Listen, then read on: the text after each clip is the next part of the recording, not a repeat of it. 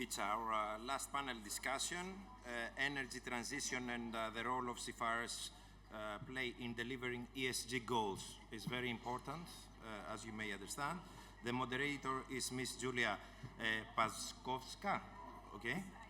Secretary General, Cyprus Maritime Club. The panelists are Mr. Dimitris Karouzos, Crew Manager Angelakos, Mr. Sofoklis Constantinou, HR and Crewing Manager Acheon Akti Navigation Co. Ltd. Ms. Chrysoula Pappa, Crew Manager Pleiades Shipping Agents SA. Ms. Chrysoula Patrikiou, Business Development Director Pyli Net, that presented previously. And Ms. Anna Maria Papakosmopoulou, HSQE Fleet Manager, Maran Gas Maritime. Thank you for coming.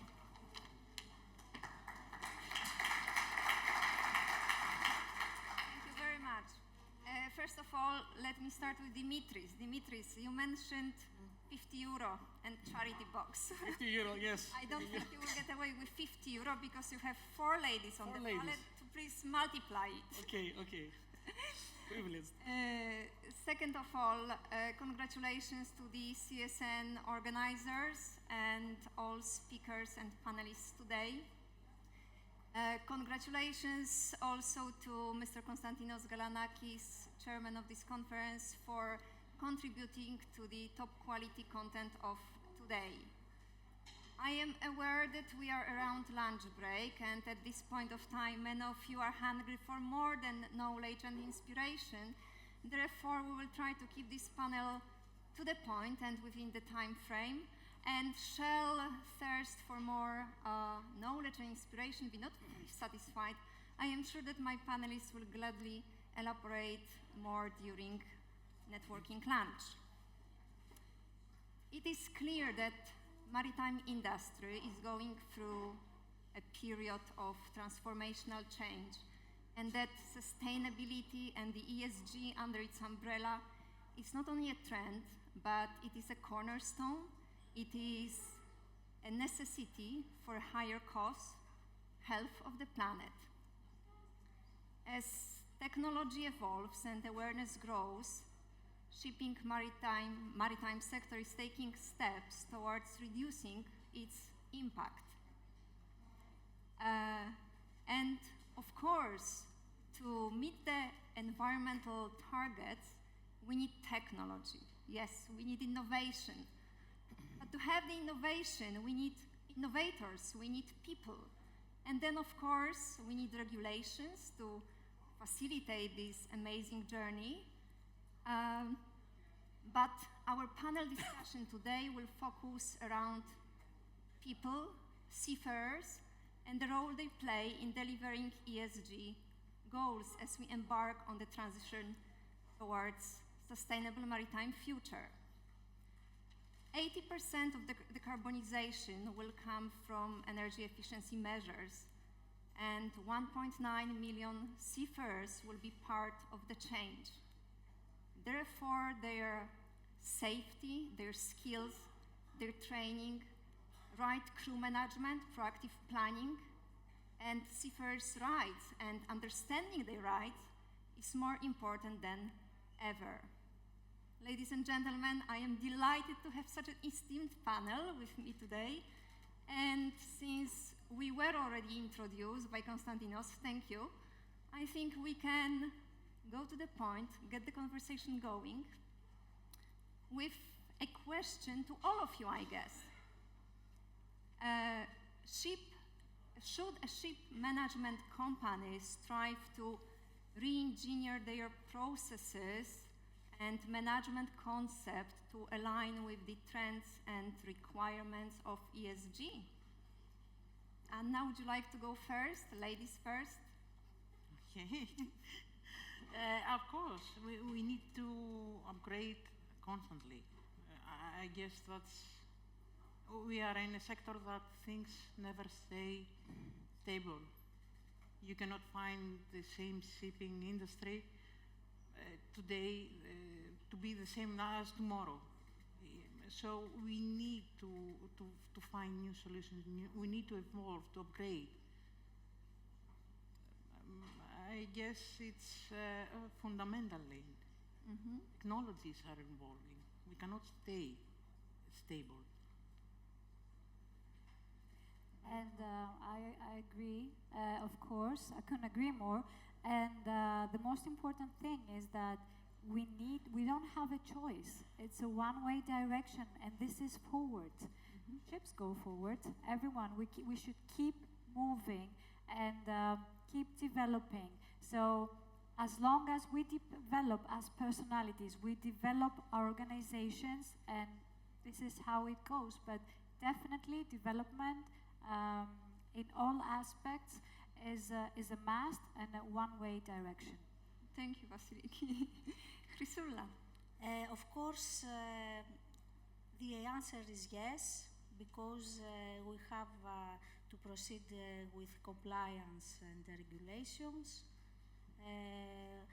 to take into account risk management, investor and stakeholders' expectations, a competitive advantage, which is very important for our industry, long-term sustainability, innovation and efficiency.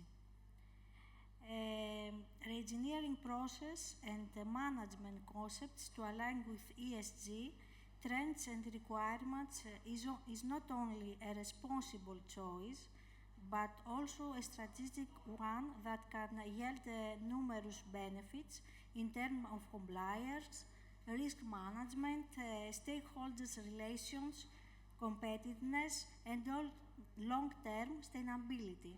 So we have to proceed without disagree with this question. We're forced to do it. Thank you, Chrysoula. Sofoklis. Well, thank you. As long as we have new technologies and new requirements every day, absolutely, yes, we have to re-engineer the processes. And this is not only advisable, but also necessary for the success and the sustainability of ship management companies today. And yeah. Thank you, Sofoklis. Dimitris.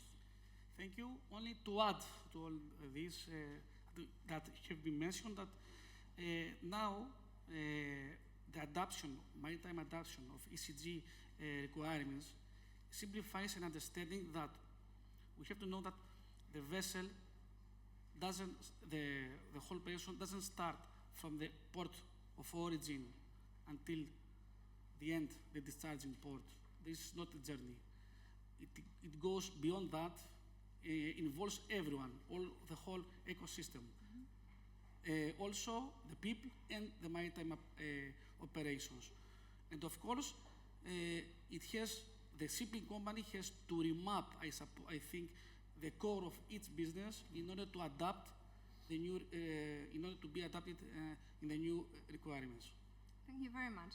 And I think we also have to have in our mind that ship managers are the largest employers of seafarers, and from ship management's perspective, it's people, it's seafarers that should be the top priority. And that brings me to the second question, and I'd like to have also all of your insights. How important is crew planning in the recruitment process, and how does this affect the ship operator's readiness and budgeting?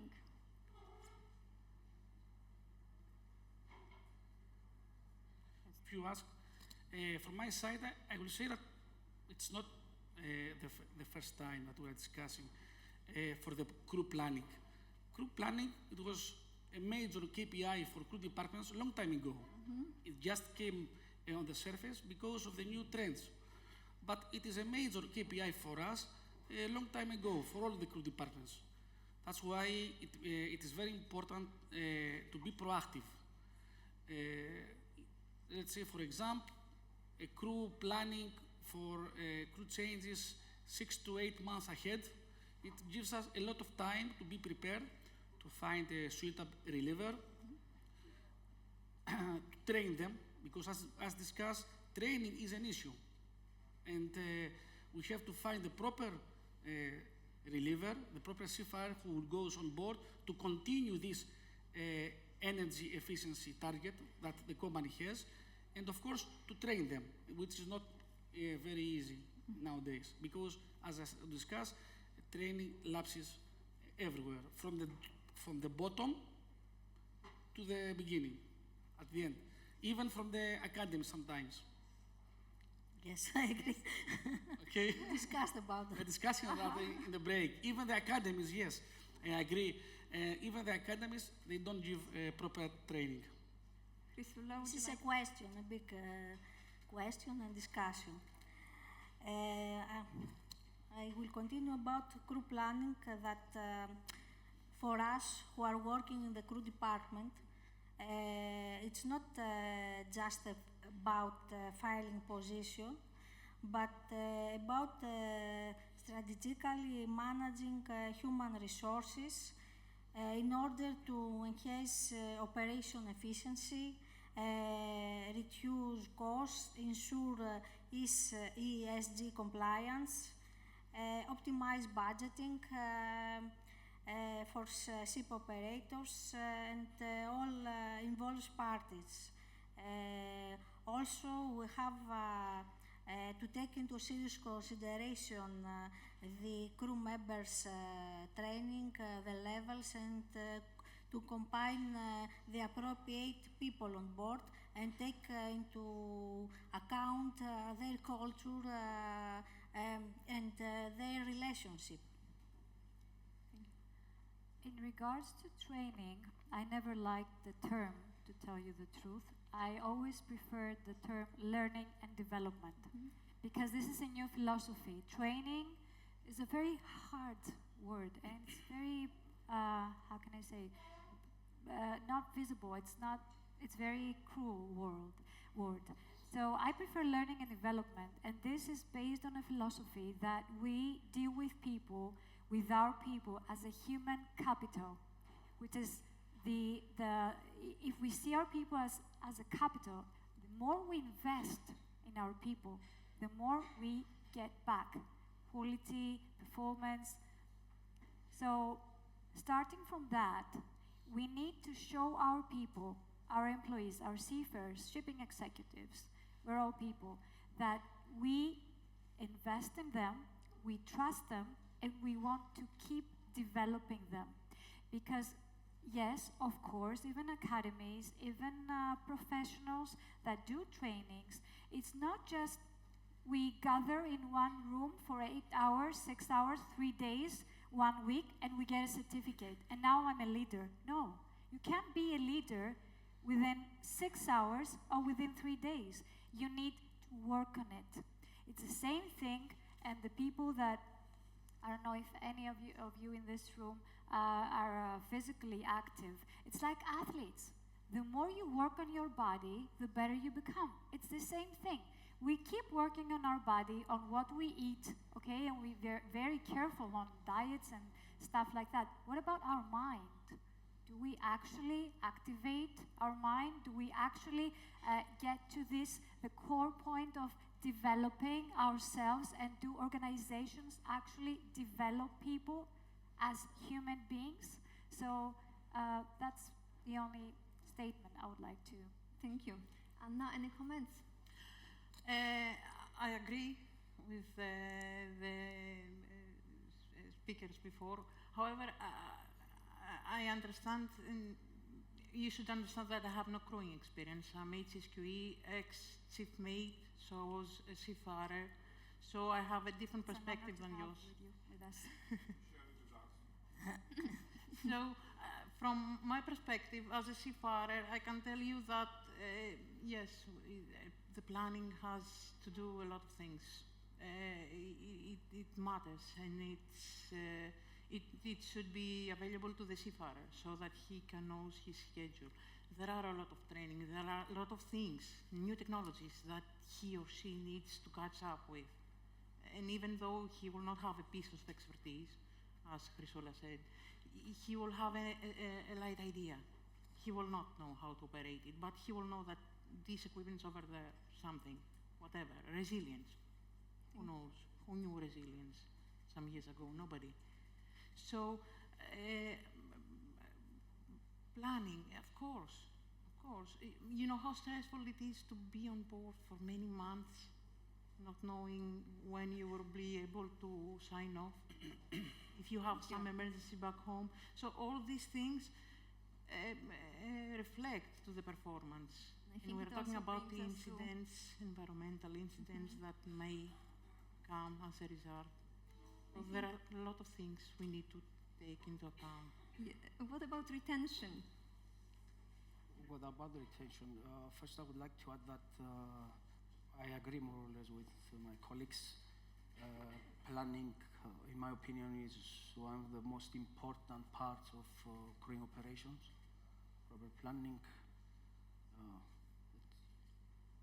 The crew appreciates to know when they will go home, to plan quality time with their families, to plan their vacations, to feel secure about their next employment. I don't think that 6 to 8 months that Dimitris mentioned, planning 6 to 8 months in advance is feasible. It is the ideal. I don't know though if it is feasible to do it, especially with some nationalities. I am sure that with the uncertainty about the future fuels and the uncertainty about the regulatory framework, it's not easy to plan for a maritime workforce. And I'd like to stay with you, Sofoklis, a little bit longer. What, in your expertise as crew management, are the best practices to enhance your crew pool enhancement? Well, in my opinion, the organization must first communicate with the seafarers the commitment of the company and the ESG principles. Must listen what the seafarers have to say, discuss with them their role in achieving the goals, as to provide training towards ESG requirements, must provide resources and support, training materials, technical guidelines. Additionally, an organization must foster partnerships with administrations, with other stakeholders. Helmeba is one. Must collaborate in sharing practices and expertise.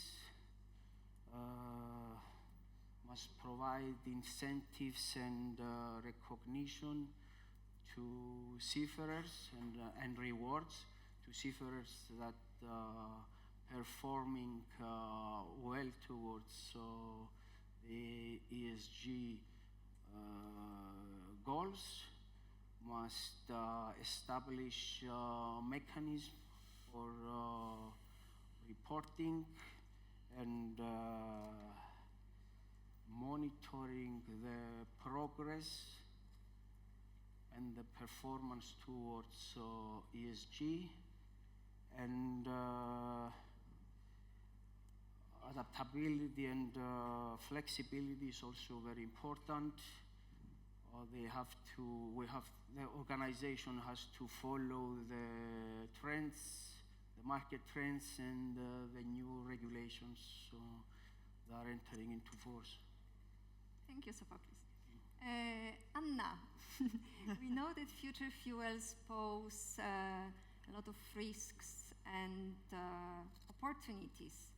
What in your expertise as ex-seafarers, but also in your current profession, what do you see as the key risks and opportunities as we are in the transition? Thank you. A lot of things. We have a trend, it's called ammonia. First time you hear this from me. We are agnostic, how we can use it as a fuel, and that says everything, that says all. We have no idea. We have no legal framework. How? We have some ammonia carriers, but as a fuel, we have no knowledge, and we are building knowledge. So imagine how you're going to transfer this new ammonia fueled engine operation, overhauling, maintenance to the seafarer. Nobody knows. So we have minds. We have great minds. We have scientists. They're looking on to ammonia. But we have a long way to this direction, a lot of training. We need to find out how does it work, so that we can transfer the knowledge. We have no knowledge. We have no experience. On a risk-based approach, it's risky. It's still risky because we don't have the expertise. We don't have any experience on it, how it's going to behave. So there are a lot of challenges. New technologies will come, new engines, new systems to improve the environmental efficiency. But the social capital will have a high hill to climb. A lot of things. As every wave of challenges and sustainability is a new wave of challenges, come opportunities. What about opportunities? Let's focus on the good side. The good side is that all this technology eventually will come. So we will have opportunities for the technologies to come, scientists, trainings, new things. As we said, we evolve. In shipping industry, we never stay stable. We continuously evolve, going upwards, like okay, you got the point. So a lot of new makers will come, a lot of new trainings will come, and new workshops will come. I guess that we cannot go to fully automated. We are not ready yet. We are not ready at this point. Eventually we might be, but a lot of things will happen. So there are for sure opportunities, but we shall not underestimate the risks that come within. Thank you very much. As all things, the first LNGs, I work on LNGs, and our engines, most of our engines are used to move on LNG fuel, plus the normal fuels. So it's a difference. We have the first tanker on our group, which is bunkered with LNG. So it's different for the tanker guys to understand how they're gonna bunker LNG. New trainings, VR trainings, things to do things, to actually do. A lot of opportunities, a lot of new things will arise. Thank you. Would you like to add anything? Okay, let's then go to Dimitris. Okay. Dimitris, you mentioned the human element in shipping, how important it is, and communication, collaboration. A lot of conversation focuses on the emergent fuels, on technology, digitalization, but at the end of the day, it's the people, the seafarers, and people who support them ashore who will determine success of these innovations. But how much hassle will it be actually for the continuous upskilling and training? Yes, indeed, it's quite hassle. It's quite difficult, challenging, But first of all, you have to understand that all these terminologies, new fuels, new fuels, have to be crystal clear to all of us. Okay, that is the future. We have to cope with this. On the other hand, as previously you mentioned, only the 80% of decarbonization up to 2030, if I'm not mistaken, you said, it will be done only with measures for energy efficiency, not counting the upskilling of the crew. So we can imagine what will come. Now, education, as you said, learning. Learning and Learning, as Chrysoula mentioned. It is very important. Learning, however, on board cannot be done because some, they are saying, okay, we have continuous learning even on board. What seafarers can do more while on board? Even now they have a very excessive working hours. So what we expect to do? What more we need to add to them? So to be honest, don't expect actual learning on board. That should be done ashore. And even though ashore, without jeopardizing or without leaving no time for the seafarers to spend with their families. Because imagine if a seafarer stays ashore 3 months to spend time with his family and actually has 1 month training or 1.5 far away. What is this? Is this quality time with their families? No. They will get on board and they will be difficult to them because they don't spend a lot of time with their families. It's a problem. It's difficult to manage the work-home balance for normal people working ashore, and we can only imagine how difficult it must be for seafarers. It's very difficult.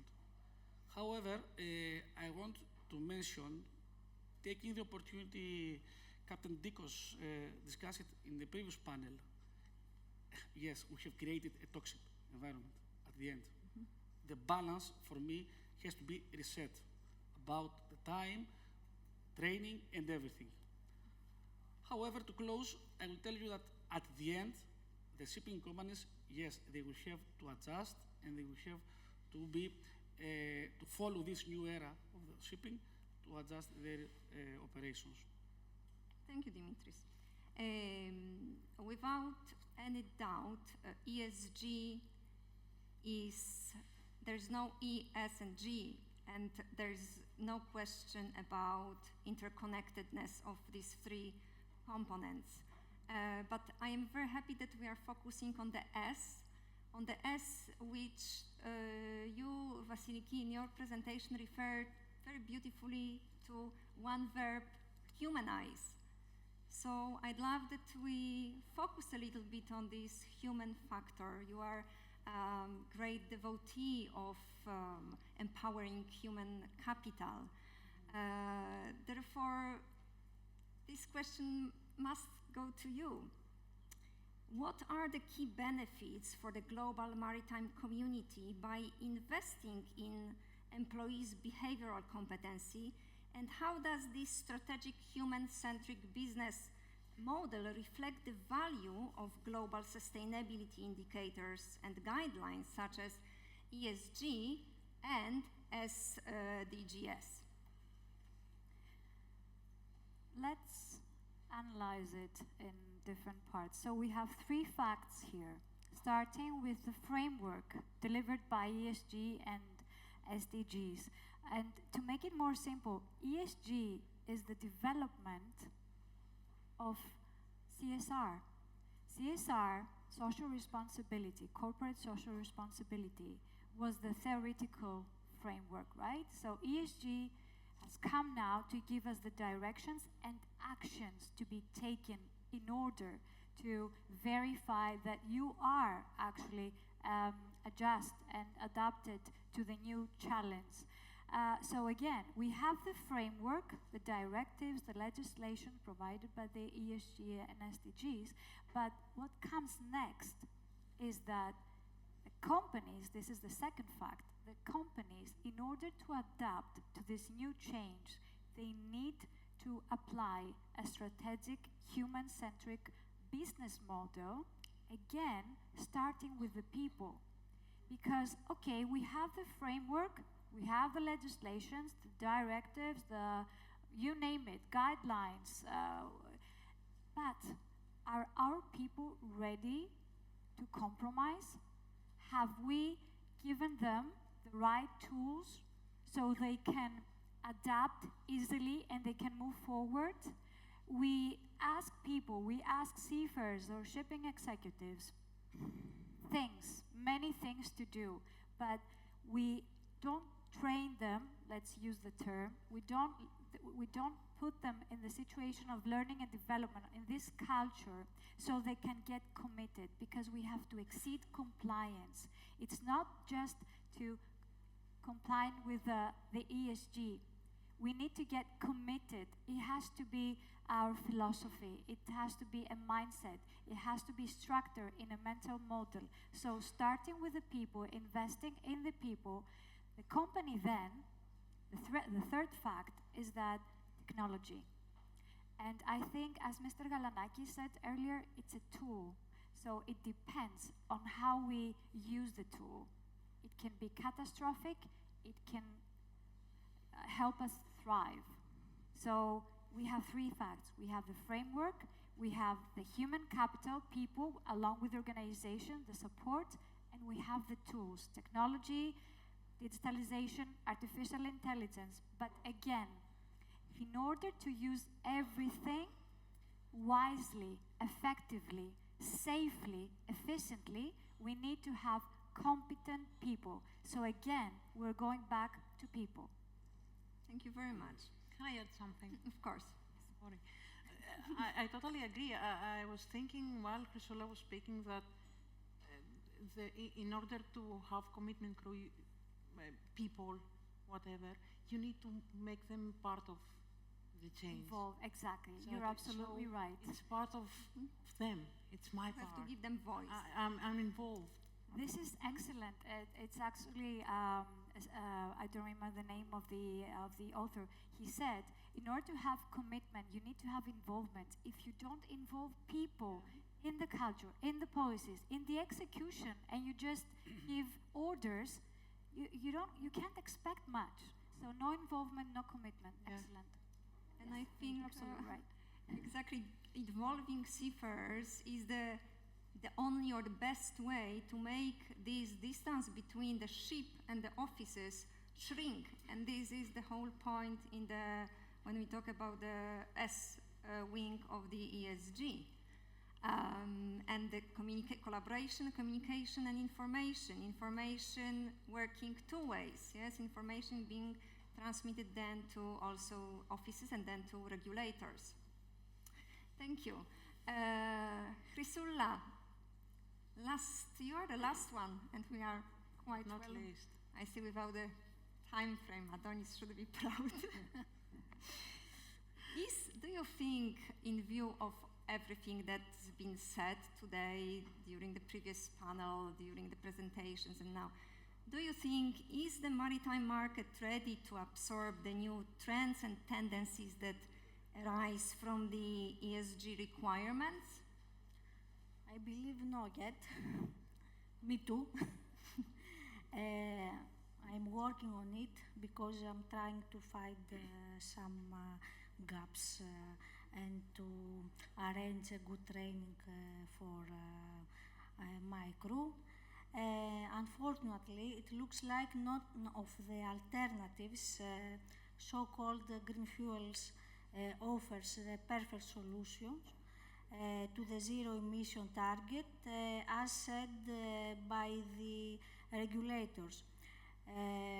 There are quite a few options on the table, however, the majority with serious drawbacks.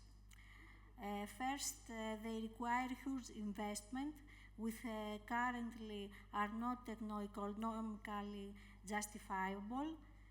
Secondly, there is no sufficient infrastructure for the supply chain in major ports of coal worldwide, so the vessels will face a lot of problems. The legal and regulatory framework is not fully developed. The new and high complexity alternative fuel technology is not familiar to the seafarers of today. So a sustainable future requires sustainable solution. And all this, it's a difficult puzzle for the companies and for the people.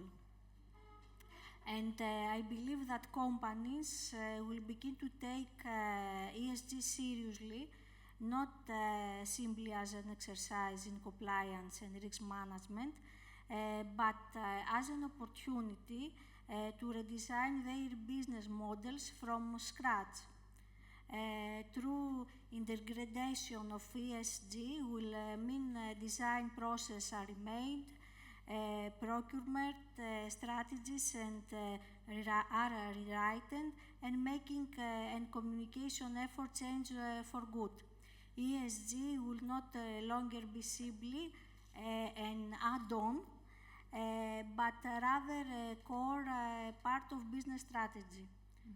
In all this effort, the human element, again, involvement would be critical, as a change of culture will be required both on board and at shore. And the continuous training in line with the emphasize graduate business model developed shall be adapted.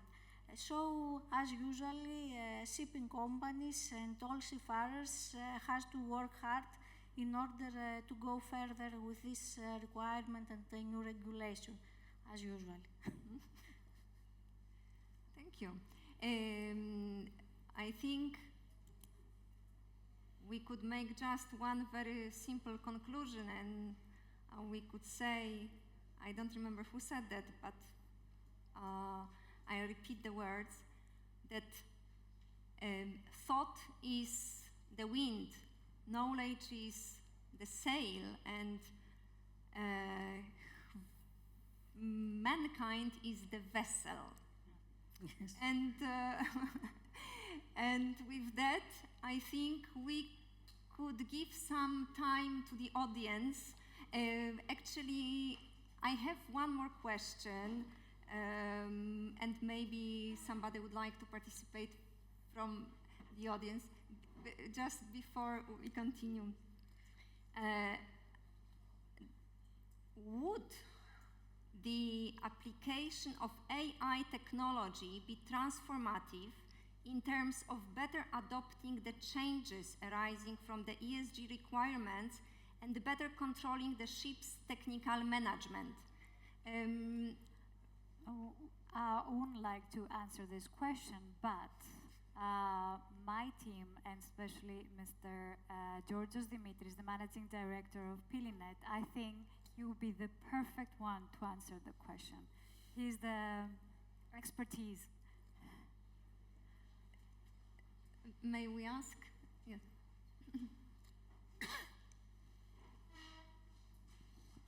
Hello, everybody.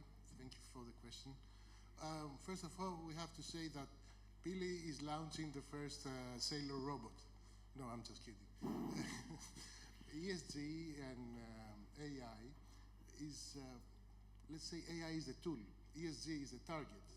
And it's not that AI will apply ESG regulations. It's people using this tool, this game-changing tool that is AI, in purpose to apply the ESG. So, yes, it can be more efficient. You can do work you can do in months, in hours.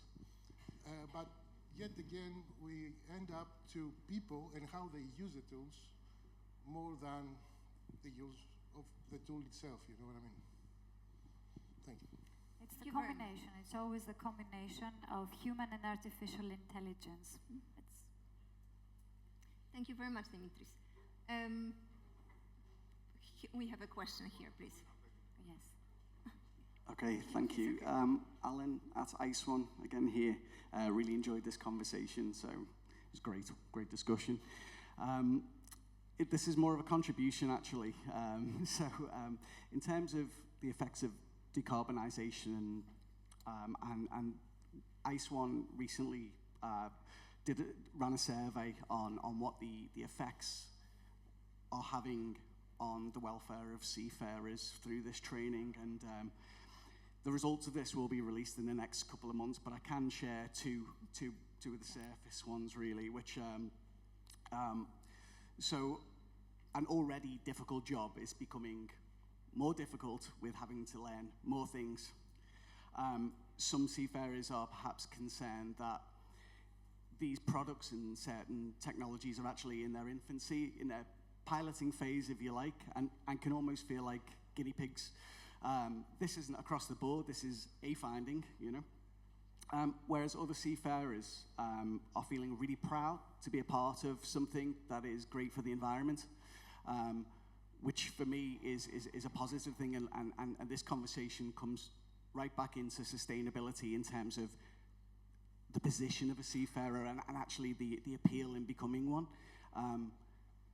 When the general public is engaged in the activities of a seafarer and understands what they do for the world, for a chance to be somebody that is a part of a movement that is helping the environment, they can feel prouder in the same way seafarers years gone by when they were introducing new flavors to the shore, and it was a great career to get into. There's so much romance in it.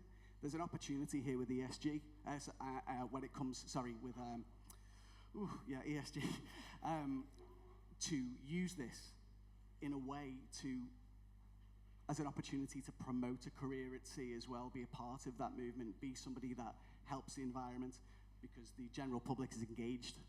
And then because of that, you then have to think about the importance of crew change and how crew change is courtesy. You know, as an employer, you want to ensure that your seafarers are well rested by the time they get on board a vessel.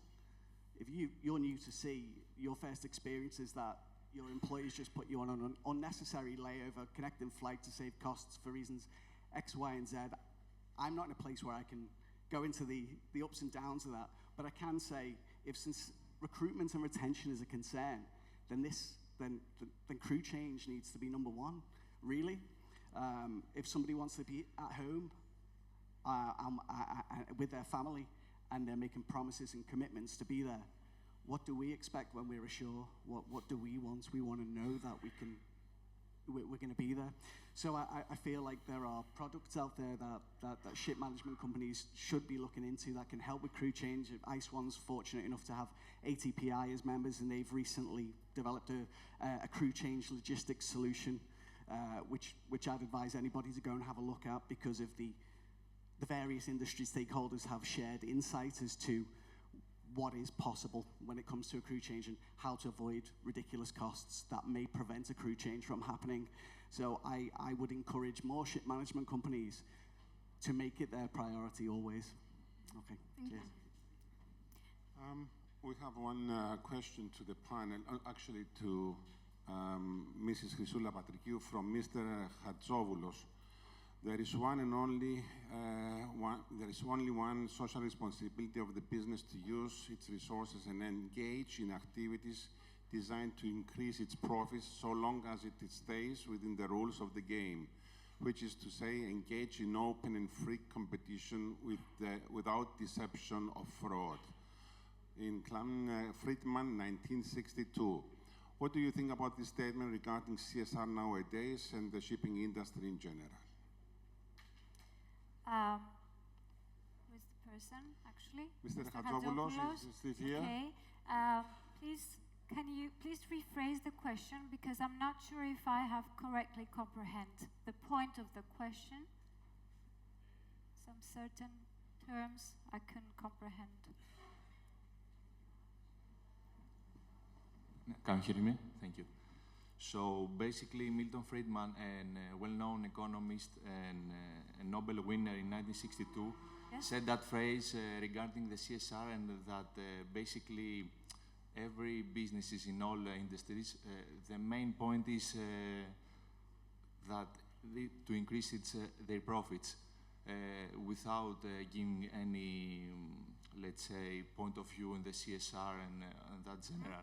That Now they're relevant, yes? Yes. So the main point in today is that how we engage in that aspect in everything in ESG and that. And how do you see that change over the years? I understand. Thank you. Thank you for rephrasing. So let's start with an assumption. Who gets the profits for the company? The people. Who works in a company? It's the people. Who run the business? The people. Who get the clients? The people. So everything that runs in an organization, on a ship, on any business, name me one business, even automated ships. You referred earlier to automated ships. Who's going to manage the automated ships? Who will design the automated ships? Again, it's people. So how can we not take under serious consideration people? And I'm not referring to human element or human factors. No, it's people. So people bring the money, if you want to put it in these terms, and people can get you off the money of the business. You can lose your clients just with a click. So everything starts and ends to people. That is my answer to the question. Thank you. More questions?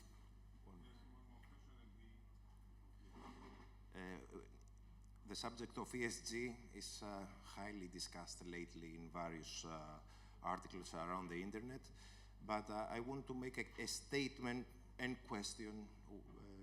It's a mix, let me say. I gathered data prior to today's meeting to see how many ships are above 15 years old. I'm talking generally. I don't want to go by tankers, bulkers, etc. Do you know the number? It's more than 65% of the global fleet, which is above 15 years old. And this leaves us with 35% of the global fleet being less than 15 years old, and about 4.5% of new builds that big companies like Maran, etc., are developing.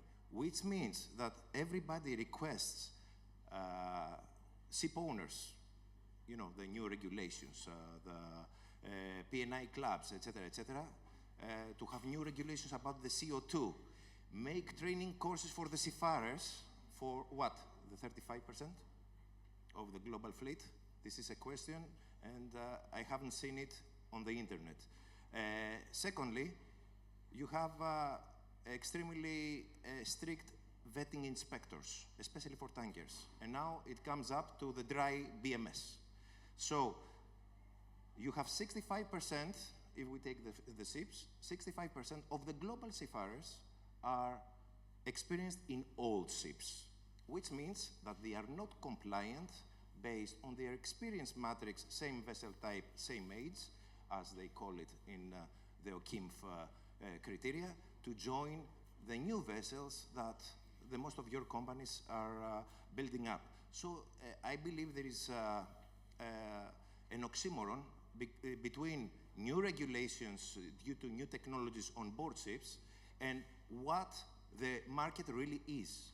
So you want to improve the seafarer, what do you have to do? Only promotions, because you cannot use a seafarer that is that has worked on 15 years old vessel because needs ammonia, correct? Your fleet, for example, Maran gas, as I recall, it's like 4 years old average, the fleet? I think, or 4 or 7, something like that. Yeah. Will your directors approve or crew managers approve a seafarer that works in 10 years old to work on board your vessels? If it's on the same sector of LNG, I'm asking about officers. If they have LNG experience, they might consider. And what happens with officer matrix? that has experience in same vessel type, same age, I understand same what age. you say. That's the point. But however, this will not come out of the blue. You will not just put him on an LNG and you'll say, So, bye. so this is what I mean. It gives you Yeah. difficulty to Yeah. build new crew, even you want, even you have the budget, even you have the resources. These legalities and legislations that are coming up are giving a break to the ship On the other owners. hand, Do you agree? I get what you say. On the other hand, an extremely efficient tool we have is the academies, as the panelists here said, new children. Sorry? You take them and you train them from zero. You make them your officers. They're committed because they're part of it. But to make them officers, you know that it needs time. It needs more than 24 months in order to be. We go back to crew planning then. So if you but, know that you're going to buy what some I'm saying, ships, even you're you making do a this, pool. even you do this while you expand. Not only you, your company, globally, everybody, expand their fleet. I have read we have a record on new builds this year from various Greek ship owners. So they have LNG, dual engines, they have ammonia, dual engines, etc., etc. And the experienced personnel on this, because the most of these new engines came out the last 3 years, since 2021, I think, it was the first that they came, dual engines, they came out, as I read the report, I don't know, and there are very few ships, so we're talking about less than 1% of the crew based on the compliance of the oil majors and charters I'm talking about. So I see that even ESG is very important, and we would like to see, of course, innovation and the best for the environment. What we see, we have, I come back again in the beginning, we have 65% of over 15 years old ships. Thank you. Yeah, we have to conclude. Yeah. So. Thank you very much. Well, I'd like to thank my panelists for their contributions of today. I think all the perspectives were very valid and valuable, and we just should have in mind that ESG is such a broad subject, such a broad topic, and I'd like to repeat it again, that I think our approach should be more holistic towards ESG. And I am very happy because the participation today shows how many people are involved in crewing development and crewing affairs. The thing is how to reach to the people who are not here today and who don't have so much interest. So that's my conclusion. Thank you very much. Can I say something, Julia? I'm coming from a small company, and the small companies are waiting from the big ones to show us the way towards ESG. Thank you. Thank you very much. Thank you.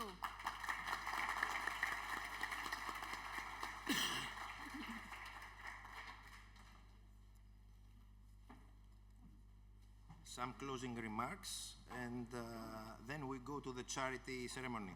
First of all, thank you very much for your attendance and your views, and I hope all the best for all of us, as you may understand.